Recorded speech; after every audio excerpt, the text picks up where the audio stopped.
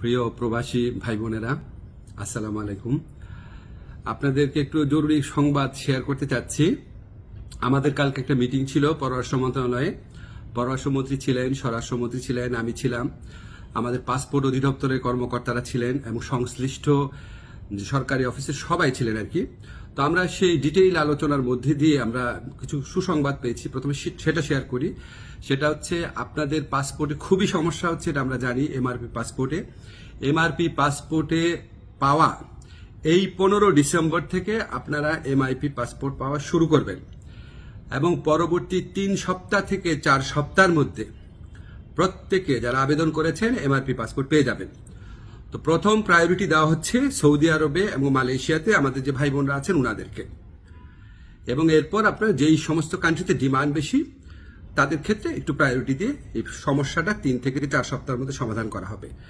এবং এত পরিমাণ এমআরপি পাসপোর্ট ছাপানো হচ্ছে যে ইনশাআল্লাহ আগামী 2-3 বছরে এই সমস্যা আর কখনো হবে না।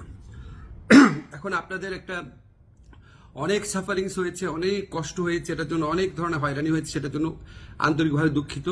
তবে ভাই বিনয়ের সাথে বলি, এই প্রবলেমটা সলভ হয়েছে বিগত ফ্যাসিস্ট সরকারের আমলে।